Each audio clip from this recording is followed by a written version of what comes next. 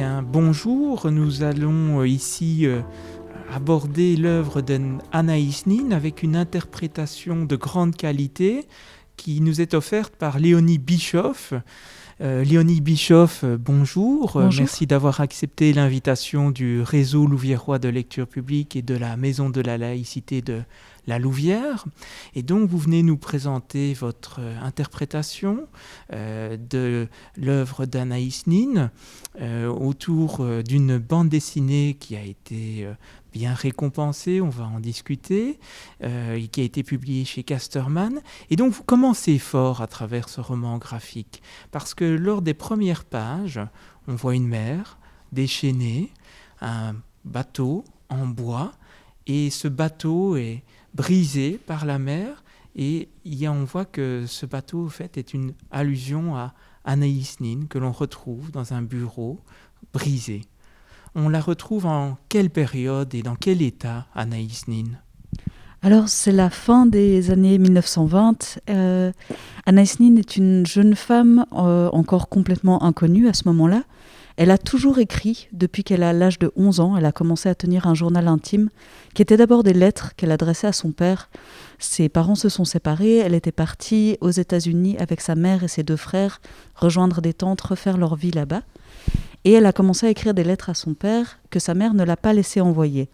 Et c'est comme ça, petit à petit, qu'est né le journal. Elle a pris cette habitude d'écrire, de décrire tout ce qu'elle vivait, ce qu'elle voyait, sa rencontre avec ce nouveau pays, cette nouvelle langue. Et donc, elle a développé comme ça une écriture, mais qui était uniquement pour elle. Et elle sent le besoin de devenir une vraie écrivaine, de publier des choses, de s'adresser à d'autres personnes qu'à elle-même. Mais à cette époque-là, elle n'a pas encore vraiment trouvé la forme. Elle a fait de multiples ébauches de romans qu'elle n'a jamais fini. Et elle est très frustrée, par moments désespérée par ce combat avec elle-même pour arriver à écrire. Et donc c'est à ce moment-là qu'on la rencontre dans mon album. C'est un moment où elle est très frustrée aussi par sa vie quotidienne. Elle a épousé un homme qui est extrêmement gentil, dont elle est amoureuse, qui est amoureuse d'elle, qui s'appelle Hugo. Et cet homme, il est banquier. Ils sont revenus en France vivre à Paris. Et elle s'ennuie, en fait. Elle s'ennuie terriblement. Elle étouffe. C'est plus que de l'ennui, c'est ce qu'elle appelle la rouille de la vie, qui est en train de la ronger, et elle se débat vraiment avec ça. C'est à ce moment-là que j'avais envie de commencer l'histoire. Oui, c'est ça. Parce que donc, c'est pas une biographie de la naissance jusqu'au décès. Ce qui rend vraiment l'ouvrage intéressant, c'est de se cerner sur l'émergence de ce talent d'écriture. Et vous mettez bien en avant, encore dans la suite du livre, donc on voit très bien qu'elle est en pleine recherche, et dans les premières pages, donc, elle est avec ce mari banquier qui a quand même une fibre artistique. Oui, tout à fait. Et il va la développer plus tard dans sa vie, il va devenir graveur, réalisateur, illustrateur. Et il va vraiment en faire quelque chose, mais plus tard. C'est ça. Ouais. Et donc, on les retrouve à un dîner mondain. Ils sont installés autour de Paris, dans une situation très confortable, louvecienne, je pense qu'ils sont installés, banlieue ouest parisienne.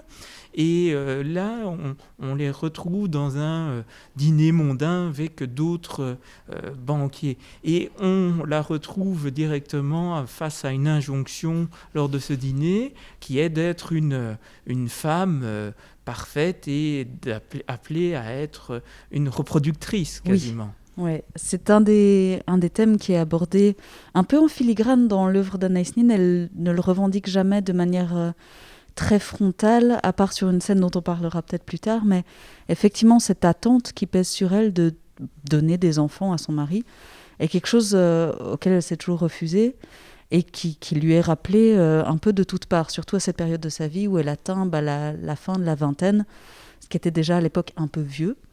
Et il y a de nouveau cette comparaison avec les autres femmes qui font de l'art comme un hobby. Les femmes bourgeoises de cette époque-là avaient toutes des pratiques artistiques, en fait, mais qui étaient vues comme innocentes et inutiles, on va dire, par les hommes. Très peu d'entre elles avaient la prétention de la montrer à d'autres gens. C'était simplement des passe-temps.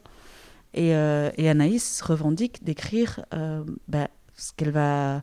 Elle se défend, elle ne veut pas écrire comme un homme, mais elle veut que son écriture soit respectée autant que celle d'un homme. Et qu'on reconnaisse le potentiel réellement artistique et pas simplement d'un passe-temps de ce qu'elle fait. Et là, dans cette première scène où elle est effectivement confrontée aux autres épouses de banquiers, on voit bien cette différence dans sa conception de ce qu'est l'art ou de ce qu'est la pratique artistique. Mm-hmm. Oui, donc il y a cette personne qui est en recherche, il y a ce rapport très fort à l'écriture, vous l'avez signalé, où dès l'âge de 11 ans, elle commence à tenir ce journal pour, je pense, écrire des lettres qui ne seront jamais envoyées. C'est ça. Donc, plus tard, elle va quand même réussir à envoyer des lettres à son père. Il y aura une forme de correspondance, mais pas très soutenue, pas très régulière. Elle sera en recherche de ce père pendant plus de 20 ans. C'est ça. Et donc, il y a, au fur et à mesure, on avance dans le livre, et vous mettez en avant une rencontre qui va vraiment être quelque chose de très important pour elle, c'est la rencontre avec Henry Miller. Et avec sa femme June. Je pense que les deux sont vraiment d'une importance presque égale dans un premier temps. Ensuite, la relation avec Henry Miller, qu'elle soit une relation amoureuse ou simplement artistique, va durer pendant des années, alors que June va à un moment disparaître. Mais dans un premier temps, la fascination est vraiment autant sur June que sur Henry. C'est vrai que c'est une rencontre qui va un peu être un catalyseur pour Anaïs Nin. On sent que tout ce qu'elle va développer était déjà là, en maturation en elle, mais qu'il y a quelque chose chez Henry Miller qui va réussir à la faire un peu éclore. Il va la pousser très fort à peut-être à sortir un peu de ce cadre bourgeois, à se moquer un peu plus des conventions, parce qu'il faut se rendre compte qu'Anaïs Nin a été élevée déjà dans une foi catholique. Elle vient d'une famille qui est à la fois française, danoise, espagnole, cubaine. Et donc il y a beaucoup d'injonctions qui pèsent sur elle, et elle veut être une bonne épouse, une bonne fille. Elle a un côté comme ça très sage, et Henry Miller va l'aider sans doute à exploser un peu ça, bien qu'elle ait eu envie de le faire depuis longtemps d'elle-même. Et June Miller également, parce que June, c'est une femme qui n'a pas vraiment de limites, qui se met beaucoup en danger. Elle prend beaucoup de drogue, elle boit beaucoup, et elle vit une vie sans essayer d'être cohérente. Elle ment énormément, elle vit comme une sorte de personnage, et c'est quelque chose qu'Anaïs Nin recherche un peu aussi, mais qu'elle n'osait pas vraiment faire. Donc June va énormément l'inspirer, et il y a une sorte de rapport très ambigu où à la fois elle est attirée par June, elle a vraiment des sentiments amoureux et érotiques envers June, et en même temps c'est des sentiments qui s'approchent aussi d'un désir d'identification où elle aimerait être June. Et c'est une période très trouble aussi dans sa vie, où elle est très perturbée par tout ça. Et en même temps, ça lui donne une sorte de feu créateur. Et à ce moment-là, elle va se mettre à écrire encore plus. Et surtout à faire lire ses textes à Henry Miller. Et à entrer comme ça dans une relation créative avec lui, où lui aussi va lui faire lire ses textes. Et ce qui est très original, je trouve, dans leur relation, et qui m'a vraiment beaucoup touchée, c'est qu'ils se mettent sur une sorte de pied d'égalité, où elle va, tout autant que lui, pouvoir se permettre de faire des remarques sur son travail à lui. Ils vont se corriger, se stimuler mutuellement. Et donc, tous les deux sont des muses, tous les deux sont des créateurs. Et elle sort vraiment de ce rôle de la femme muse et de l'homme créateur. Elle a vraiment un regard de sujet, y compris sur des thèmes comme celui du désir, où elle se permet d'être un sujet désirant qui regarde un homme qu'elle objectifie d'une certaine façon. Et ça, je pense que les femmes, en fait, l'ont toujours fait, mais elle a été parmi les premières à pouvoir le publier plus tard dans les années 60. Oui, il y a un processus de publication en différents temps, en fait. Oui. Il y a un timing, parce que là, au niveau de l'écriture, Anaïs Nin tient un journal, mais elle tient plutôt 2 journaux. Oui, ouais. Assez vite, elle développe un deuxième journal. En fait, elle a pris quand même l'habitude de faire lire certains passages de son journal à son mari, parce que ça fait partie de leur intimité, de choses. Elle partage quand même beaucoup de choses avec lui. Mais à un moment, elle commence à vivre trop de choses en dehors. Donc elle fait un deuxième journal qu'elle décrit comme étant un faux journal. Elle le présente comme étant un carnet dans lequel elle va écrire des fantasmes, des choses qui lui permettent justement d'explorer son imaginaire, et y compris son imaginaire érotique, pour un peu comme quelque chose de cathartique, en fait. Alors qu'en fait, c'est un vrai journal. Et en parallèle, elle écrit ce qu'elle présente comme le vrai journal, qui est une version édulcorée, où elle laisse quand même paraître certains questionnements, certains doutes. Elle ne veut pas masquer à son mari qu'elle se pose des questions sur qu'est-ce que sont les relations amoureuses, qu'est-ce que c'est qu'être attirée par des femmes ou par d'autres gens. Elle laisse quand même pointer des choses, mais elle ne parle pas de ses passages à l'acte dans celui-là. Oui, parce qu'avec son mari, il y a quand même des discussions, et vous y faites allusion, très, très ouvertes aussi. Oui, ils sont extrêmement en avance sur leur temps, et lui l'est aussi beaucoup. Il a souvent été présenté un peu comme un cocu aveugle, un peu malheureux, un peu la bonne poire. Moi, c'est pas du tout comme ça que je l'ai perçu. Après, je suis pas une spécialiste d'Anaïs Nin non plus. Sûr, c'est vraiment une interprétation. Pour moi, Hugo est quelqu'un de très en avance sur son temps, et qui est vraiment dans cet état d'esprit qu'on peut associer aujourd'hui aux notions de polyamour, où il comprend que sa femme a besoin, pour être heureuse, d'explorer différentes facettes de sa personnalité à travers différentes relations, et que certaines de ces relations vont passer par des relations charnelles. Et quelque part, il préfère lui laisser cette liberté, et qu'elle soit heureuse, et qu'elle puisse créer, plutôt que d'essayer de la garder pour lui et de la voir se rabougrir et tomber dans l'apathie ou la névrose. Donc je pense que c'était quelqu'un de très amoureux et de très généreux. Et Anaïs n'a jamais vraiment voulu que les choses soient cartes sur table. Elle avait quelque part besoin du secret, mais il y a quand même des sortes d'ententes. À un moment, dans la période dont je parle dans l'album, ils se donnent un accord qu'un soir par semaine, ils ne rentreront pas à la maison, ni l'un ni l'autre. Ils sont libres de faire ce qu'ils veulent. Donc c'est quand même très très ouvert d'esprit. Oui, bien sûr.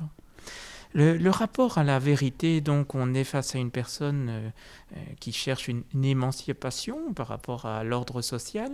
Et donc le sous-titre de votre livre, c'est Anaïs Nin sur une mer de mensonges. Donc j'en reviens aux premières planches qui font allusion à la mer. Mais le rapport à la vérité, elle a une théorie par rapport à ça, je pense. Oui. En fait, elle développe, mais déjà dès son adolescence, le mensonge comme presque une forme artistique, où elle va raconter des mensonges à des moments où elle n'a même pas besoin de le faire, elle n'est pas en danger, elle n'a pas besoin de se défendre, mais juste pour le plaisir de raconter une histoire. Donc ça, c'est une des facettes. Et l'autre facette, c'est évidemment qu'à cette époque-là, une femme qui voulait vivre des aventures comme ça avec différents hommes, c'est surtout sur le côté sexuel, évidemment, que ça pose problème, puisque le corps des femmes appartient à leur mari ou à leur père. Une femme qui voulait vivre comme ça était obligée de mentir. Elle aurait probablement juste été internée ou médicamentée si elle avait revendiqué ce droit. Ce serait passé simplement pour de la folie, pour de l'hystérie ou quelque chose comme ça. Donc elle va développer ces mensonges et elle les qualifie de mensonges qui donnent vie, parce que à la fois elle va s'ouvrir comme ça à des espaces de liberté, et à la fois elle va protéger les hommes qu'elle aime et qui l'aiment.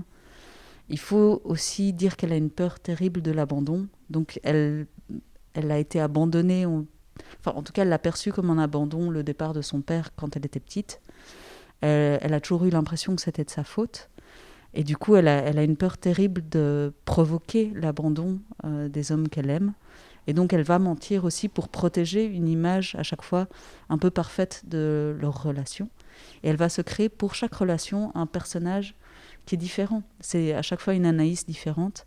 Elle a même des costumes, des coiffures, des façons de se maquiller qui changent d'une relation à l'autre pour créer une sorte de miroir. Et elle essaye aussi par ses mensonges toujours de stimuler la créativité des hommes avec qui elle a des aventures.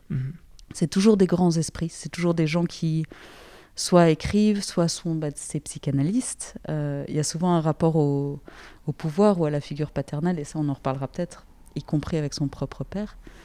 Mais oui, c'est vraiment un jeu de séduction aussi avec une forme d'autorité ou de pouvoir ou de figure paternelle. Il faut peut-être revenir sur cette rencontre, ce duo qu'elle va former, peut-être trio, avec Henri Miller, qui est à Paris, donc avec l'une de ses femmes, June, je ne sais plus si c'était la deuxième ou troisième épouse. C'est la deuxième, oui.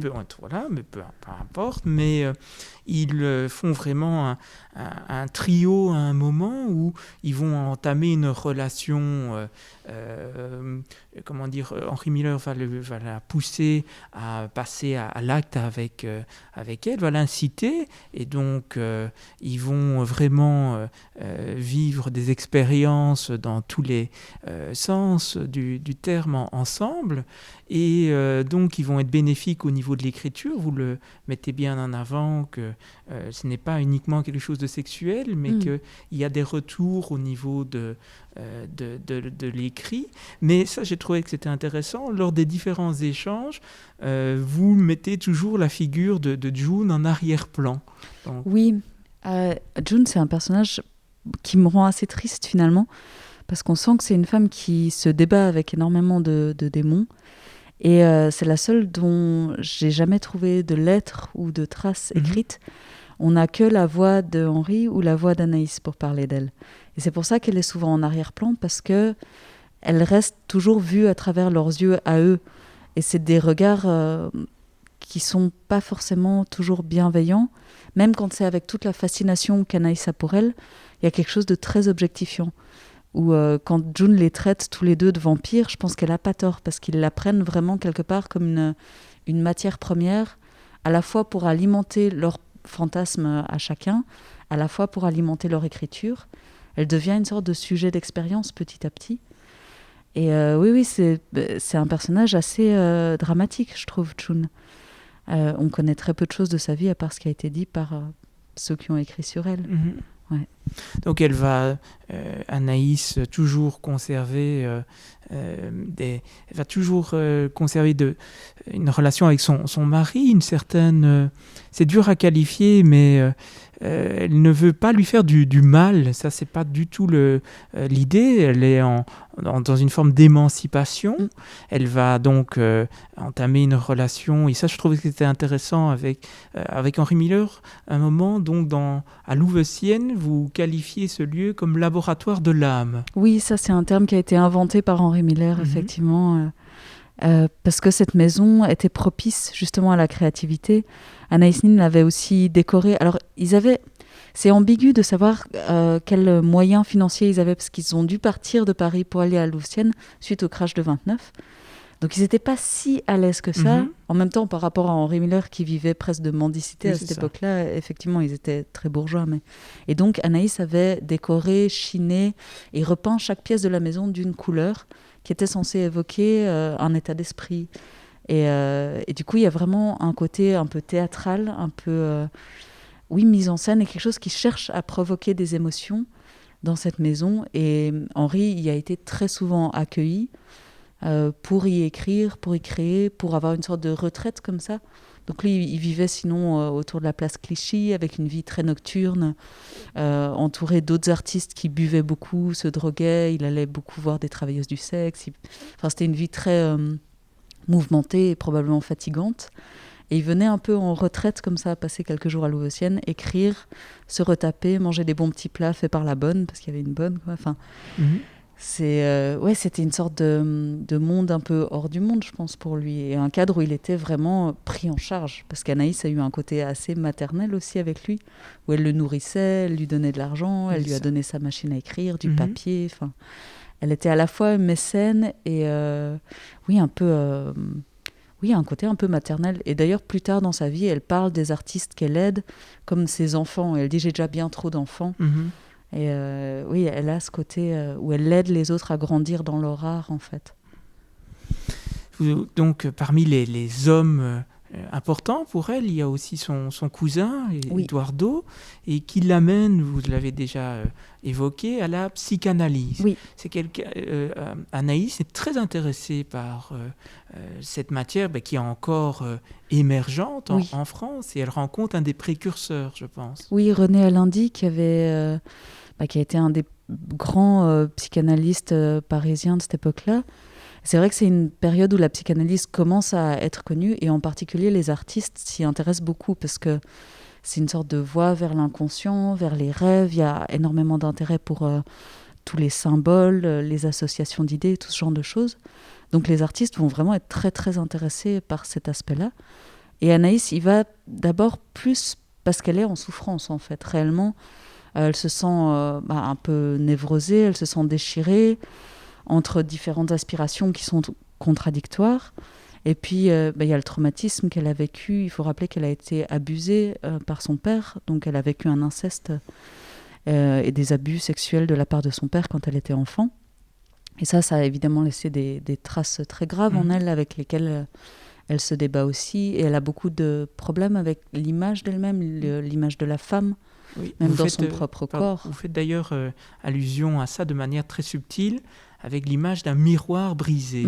Ouais. Je trouvais que c'était une très belle image. Souvent, les images dont je me sers, que ce soit celle du miroir, celle de la mer, du bateau, c'est vraiment des images qu'elle utilise telles quelles dans les journaux. C'est ça. Et qui étaient très très parlantes et qui m'ont beaucoup aidée, parce que visuellement, en bande dessinée, le but c'est de se servir de ce genre de symboles ou de métaphores pour sortir. Comme vous disiez tout à l'heure, j'ai pas cherché non plus à faire une biographie stricte. Non.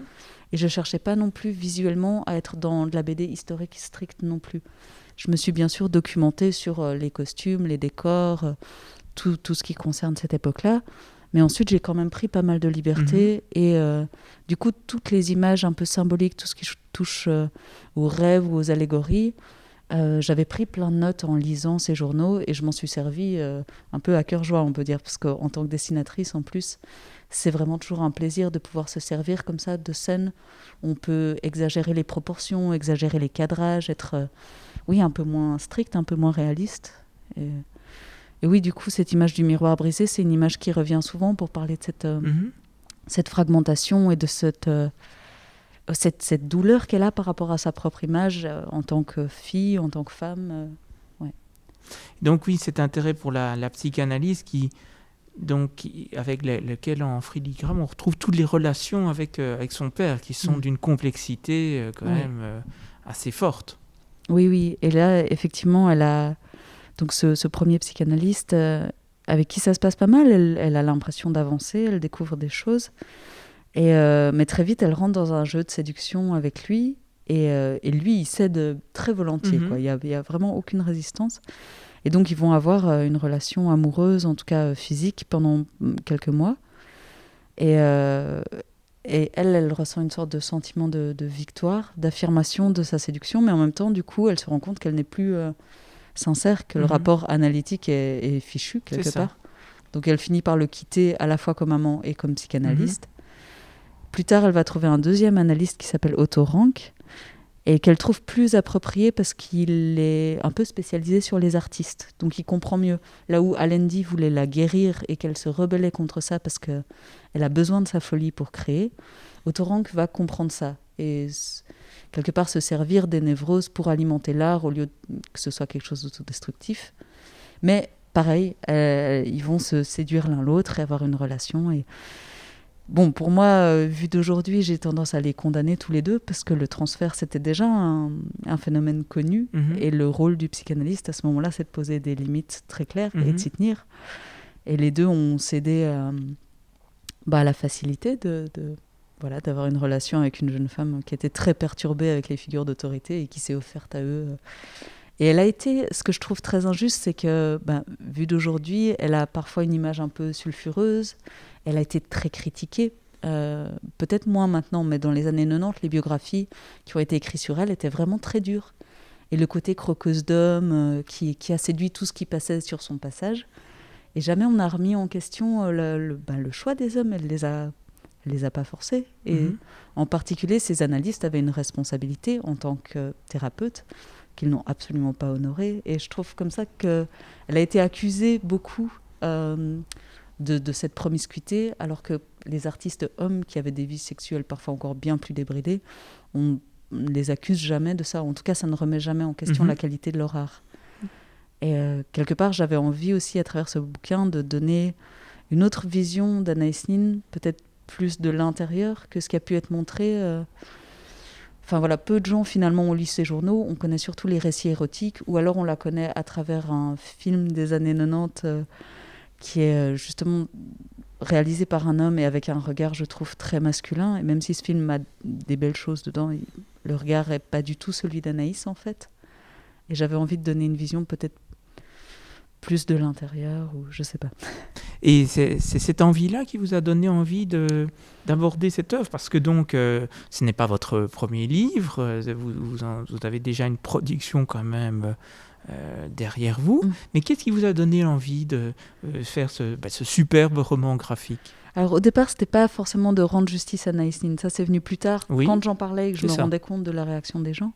Mon envie première, on va dire, c'était parce qu'elle me donne envie de créer. Quand je lis ses journaux, quand je lis la façon dont elle se débat avec ses frustrations, qu'elles soient artistiques ou personnelles, et que malgré les moments de dépression profonde qu'elle connaît, elle retrouve toujours le feu de vivre, de créer, d'être amoureuse. Et il y a vraiment quelque chose d'extrêmement vibrant, vivant, et comme quelque chose qui met un peu le feu aux poudres, mais d'une manière intime. Et c'est vraiment ça, en fait, qui me portait chez elle, qui me donnait envie de la relire sans cesse. Et quand je la lisais, j'avais plein d'images qui me venaient en tête. Et c'est ça que j'avais envie de transmettre, en fait.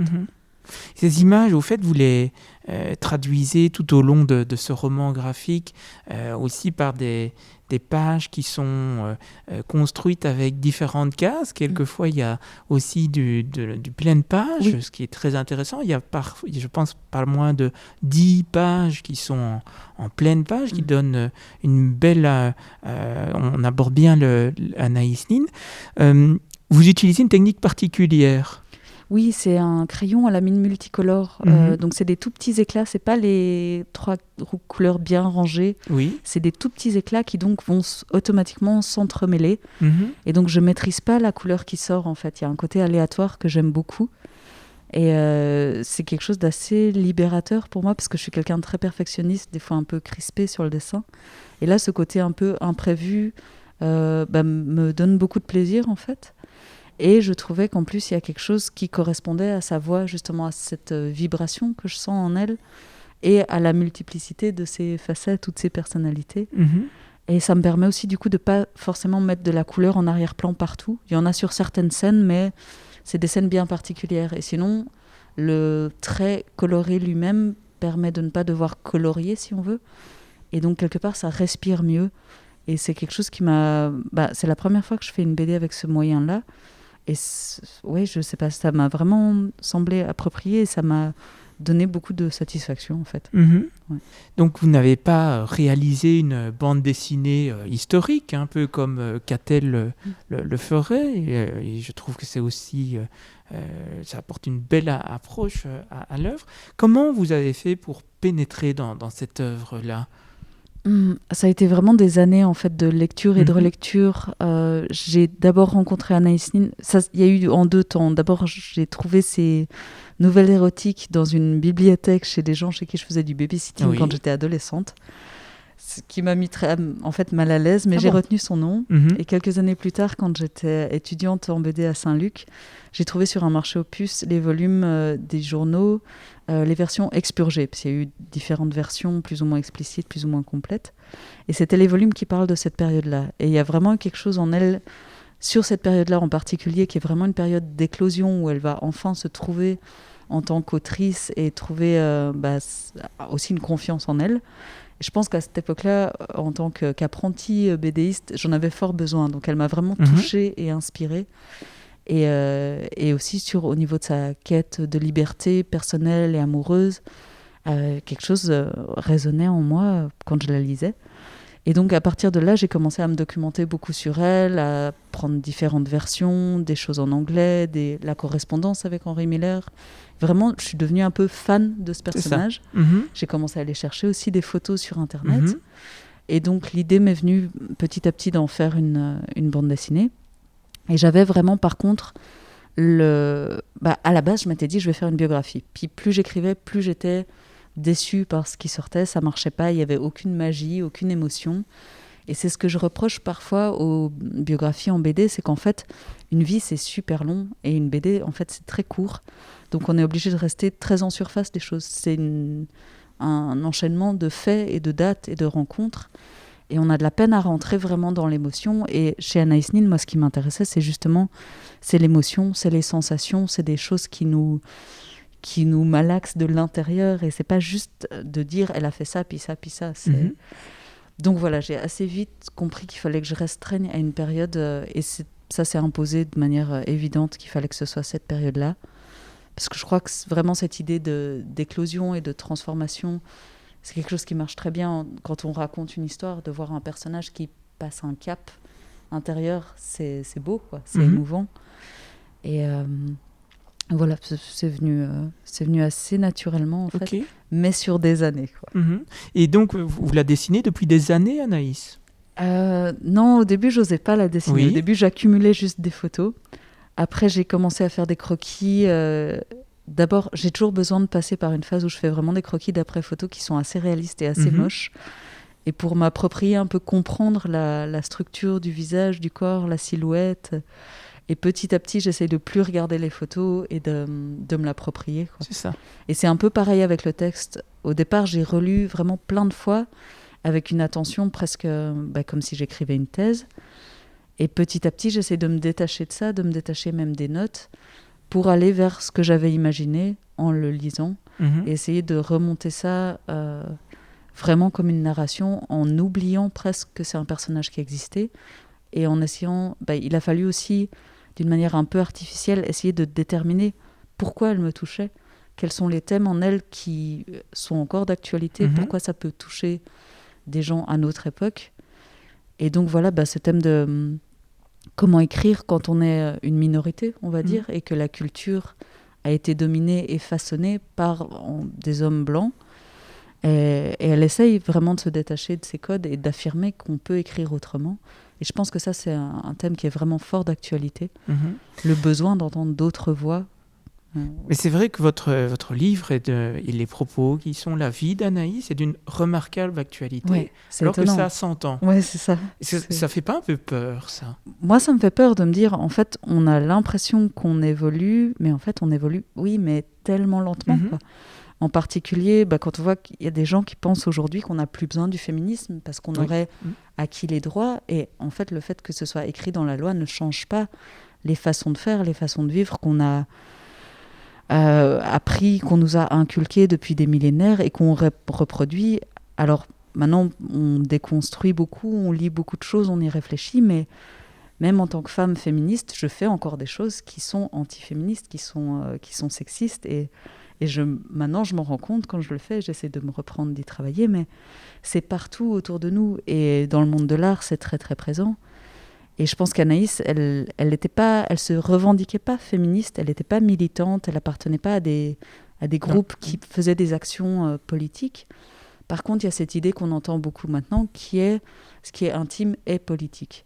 Et qu'en tant que femme ou en tant que minorité, parler de l'intime, c'est déjà politique. Faire entendre qu'il y a une autre réalité, parfois aussi faire entendre qu'il y a une souffrance, qui est là, pas par hasard, mais parce qu'elle est imposée par d'autres, et que cette souffrance semble normale parce qu'on nous a dit que c'était comme ça, et la questionner, c'est déjà politique, en fait. Et Anaïs Nin faisait ça un peu instinctivement, en fait.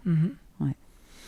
Donc vous avez publié ce livre qui a été très bien reçu. Quand même, vous félicitez pour le prix Merci. Angoulême, le Cannes de la bande dessinée. L'album figurait dans la sélection pour le Fauve d'Or. Et vous avez été finalement choisi par le public, c'est ça ? Fauve du public. C'est ça. Donc voilà, j'espère que vous le viviez bien, ce succès. Oui, je le vis super bien. C'est un peu étrange vu la période dans laquelle on vit. Je pense que ça aurait été différent et probablement encore plus épuisant s'il n'y avait pas eu cette crise sanitaire. Mais non, je le vis bien. C'est juste une partie du métier que je connaissais pas encore. La partie promotionnelle, pour moi, c'était jusqu'à maintenant quelque chose de très fugace. C'était quelques semaines. Et là, ça dure depuis le mois d'août. Et le côté, je prends de plus en plus de plaisir à m'écouter parler, ça va finir par être problématique. Mais j'ai de moins en moins de temps pour dessiner, c'est assez étrange. À un moment, il va falloir que je referme un peu cette parenthèse, mais en même temps, ça arrive quand même pas souvent. Et il y a un côté très agréable à parler d'un sujet qui me tient à cœur, d'une femme qui me passionne. Et quand on apporte, c'est un album que j'ai porté, c'est 2 ans de réalisation concrète, mais je l'ai porté en moi depuis 7 ou 8 ans. Et donc, ce serait dommage de juste le sortir et de passer direct à autre chose. Donc, bien sûr. Ouais. Et pour la suite, alors, est-ce que est-ce que vous sentez obligé de proposer des sujets dits engagés? Alors, je me sens pas personne ne m'a fait comprendre que j'étais obligée. Par contre, en faisant ce livre, je me suis rendu compte qu'il y avait déjà des thématiques. Donc, j'ai fait d'autres livres toute seule. J'ai fait aussi des adaptations. Et dans les livres que j'avais écrits toute seule, il y a en fait déjà cette thématique d'élargir l'espace qui nous est donné, de réclamer plus, de dépasser des frontières, qu'elles soient sociales ou de bienséance ou des choses comme ça. Et je pense qu'en fait, c'est des thèmes qui me travaillent sans que j'en ai vraiment pris conscience jusqu'à maintenant. Donc je pense que je vais continuer à explorer ça. Et effectivement, il y a un peu une pression de se dire maintenant, je vais être attendue au tournant. Alors que jusqu'à maintenant, personne ne me connaissait. Oui, il y avait plus un « je ne peux que faire mieux ». C'est plus la peur de faire moins bien, en fait. D'accord. Et ça, c'est le côté perfectionniste en moi. Bien, Léonie Bischoff, je vous remercie d'avoir répondu à ces quelques questions. Proposez peut-être en priorité de se tourner vers votre livre que l'on a en bibliothèque, mais que l'on peut aussi acheter dans les librairies. Je pense particulièrement à notre partenaire, la librairie BD Bild de la Louvière. Se tourner aussi vers l'œuvre d'Anaïs Nin. Oui. Donc je pense que ça apporte des clés pour aborder notre société actuelle. Et donc voilà, je vous remercie d'avoir répondu à ces quelques questions. Merci beaucoup à vous pour l'invitation.